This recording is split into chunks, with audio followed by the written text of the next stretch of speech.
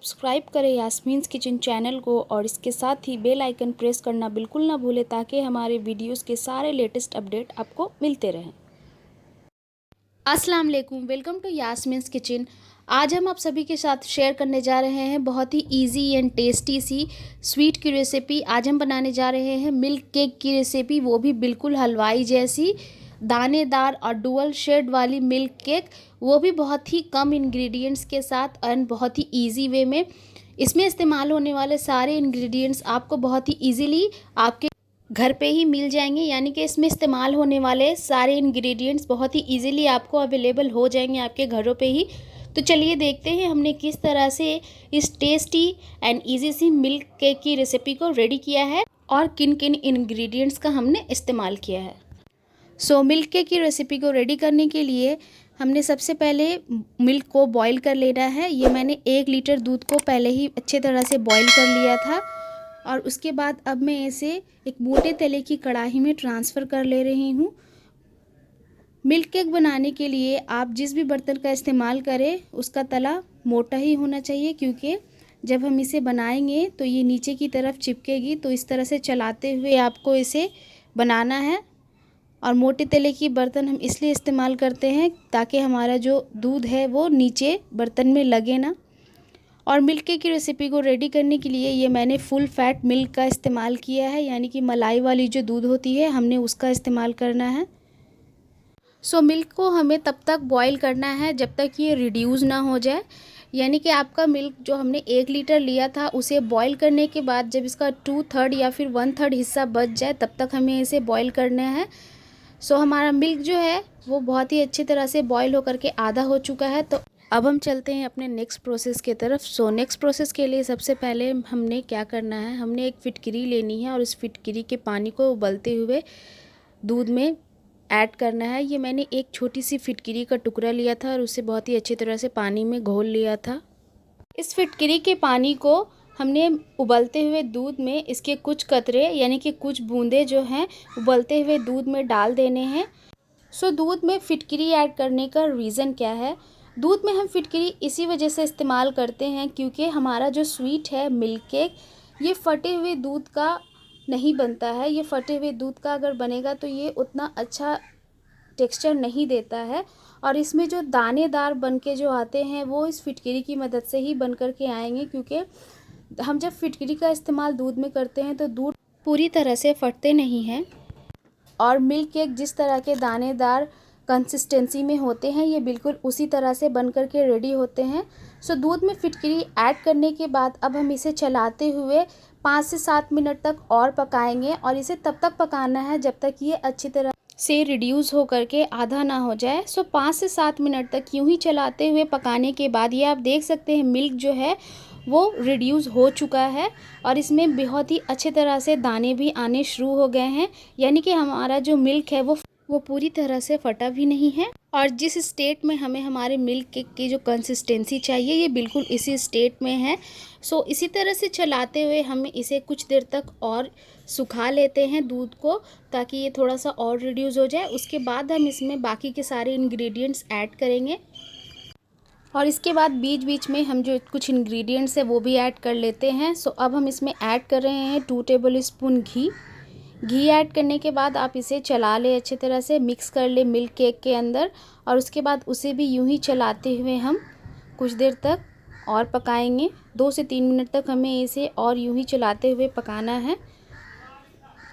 घी add करने के बाद अब हम इसमें ऐड करेंगे शुगर ऐड करते वक्त आप इस बात का ध्यान रखिए कि शुगर जो है वो हमें थोड़ा थोड़ा ऐड करना है, यानी कि इसे चलाते हुए हम पहले 2 चम्मच शुगर ऐड करेंगे, उसके बाद फिर और थोड़ा सा शुगर ऐड करेंगे। इसी तरह से चलाते हुए ही हमें इसमें शुगर ऐड करना है। शुगर आप अपने टेस्ट के अकॉर्डिंग ले आपको कैसा चाहिए। अगर आप बहुत ज़्यादा मीठा पसंद करते हैं तो आप अपने अकॉर्डिंग इसमें शुगर ऐड कर ले। शुगर ऐड करने के बाद इसे कुछ देर तक चलाएं और चला करके इसे रिड्यूस करें, यानी कि इसे और पकाएं ताकि ये पूरी अच्छी तरह से रिड्यूस हो जाए, यानी कि सूख जाए। ये आप देख सकते हैं हमारा जो मिल्क केक है वो अपनी कंसिस्टेंसी में आने लगा है, जैसे ग्रैन्यूल्स जैसे दाने जो हमारे मिल्क केक के अंदर होते हैं बिल्कुल वैसे ही ये दानेदार होने लगा है। इसी तरह से चलाते हुए हमें इसे 2 से 3 मिनट तक और पकाना है और 2 से 3 मिनट तक पकाने के बाद ये दूध जो है, ये मिल्क, वो बहुत अच्छी तरह से, ये आप देख सकते हैं, रिड्यूस हो चुका है। सो लास्टली अब हम इसमें ऐड करेंगे इलायची पाउडर। इलायची पाउडर ऐड करने के बाद हम इसे भी मिक्स कर लेते हैं, और मिक्स करने के बाद 1 से 2 मिनट तक इसे यूं ही चलाते हुए हम थोड़ा सा और सुखा लेते हैं, थोड़ा सा और रिड्यूस कर लेते हैं। सो फाइनली हमारा जो मिल्क केक है वो बिल्कुल रेडी हो चुका है। सो अब हम इसे एक बर्तन में ट्रांसफ़र कर लेते हैं। आप मोल्ड का भी इस्तेमाल कर सकते हैं। मोल्ड में ट्रांसफ़र करने से पहले आप एक बात का ध्यान रखें कि आप इसे बहुत ही अच्छी तरह से घी से ग्रीस कर लें। मैंने प्याले का इस्तेमाल किया है, मैंने ये राउंड शेप की प्याली ली है। इसको मैंने पहले ही बहुत अच्छी तरह से घी से ग्रीस कर लिया था, और उसके बाद मैंने सारे मिल्क केक को इसमें ट्रांसफ़र कर दिया है। अब हम इसे बहुत ही अच्छी तरह से इसे हर तरफ से सेट कर देंगे। सो इस तरह से आप इसे दबाते हुए अच्छी तरह से मोल्ड में सेट कर ले। सो हमारा जो मिल्क केक है वो रेडी हो चुका है, अच्छी तरह से सेट हो चुका है। तो अब हम इसे बंद कर देंगे, और इसके बाद इसे एक गाढ़े कपड़े में लपेट करके हम इसे 8 to 10 आवर्स के लिए रख देंगे। आप चाहे तो इसे ओवरनाइट भी रख सकते हैं। याद रखें, इसे बिल्कुल इस अच्छी तरह से ढके किसी मोटे और गाढ़े कपड़े से, ताकि मिल्क केक के अंदर किसी भी तरह से हवा ना जाए। इसमें हवा नहीं लगना चाहिए, तभी जाकर के हमारा जो मिल्क केक का जो डुअल शेड है, वो जो डुअल शेड जो कलर आता है, वो कलर हमारे मिल्क केक में आएगा। सो आप बहुत ही अच्छी तरह से किसी मोटे और गाढ़े कपड़े से इसे ढक करके किसी एक सेफ़ प्लेस पे 8 to 10 आवर्स के लिए, या फिर अगर आप चाहें जैसे मैंने बताया ओवरनाइट के लिए इसे रख दें, और उसके बाद फिर आप इसे दूसरे दिन खोल करके सर्व कर सकते हैं। सो ओवरनाइट रखने के बाद अब हम चेक कर लेते हैं कि हमारा जो मिल्क केक है वो किस तरह से बन करके रेडी हो चुका है। सो अब मैं इसे आपको खोल करके और डिश आउट करके दिखाती हूँ। सो ये आप देख सकते हैं हमारा मिल्क केक जो है वो बिल्कुल रेडी हो चुका है। सो अब मैं इसे आपको डिश आउट करके दिखाती हूँ। डिश आउट करने के बाद ये आप देख सकते हैं हमारा मिल्क केक जो है वो बहुत ही अच्छी तरह से बन करके रेडी हुआ है, और साथ ही साथ हमें हमारे मिल्क केक जैसी कंसिस्टेंसी, यानी कि जैसे स्टेट में चाहिए थी दानेदार वाली ग्रैन्युल्स वाली मिल्क केक, बिल्कुल वैसे ही ये बन करके रेडी हुई है। तो सबसे पहले मैं इसे शेप्स में कट कर लेती हूँ, और उसके बाद मैं इसे आपको सर्व करके दिखाती हूँ।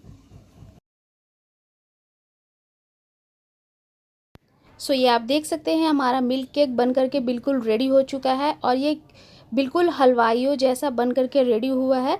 सो आप भी इसी तरह से हमारे टिप्स एंड ट्रिक्स को फॉलो करके मिल्क केक की रेसिपी को अपने ही घरों में बहुत ही कम इंग्रेडिएंट्स के साथ और बहुत ही जल्दी रेडी कर सकते हैं।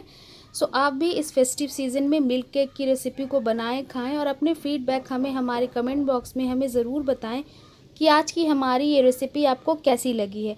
अगर आज की हमारी मिल्क केक की रेसिपी आप सभी को पसंद आई है तो हमारे चैनल यास्मीन्स किचन को सब्सक्राइब करना बिल्कुल ना भूलें, और हमारी इस वीडियो को ज़्यादा से ज़्यादा लाइक शेयर भी करना बिल्कुल ना भूलें। तो तब तक के लिए हम चलते हैं, मिलते हैं आपसे एक नई वीडियो में एक नई टेस्टी और अच्छी सी अगर आप हमारे रेसिपी के चैनल साथ। पे पहली बार आए हैं तो प्लीज़ हमारे चैनल को सब्सक्राइब किए बिना बिल्कुल ना जाए। तो तब तक के लिए हम चलते हैं। अल्लाह हाफिज़।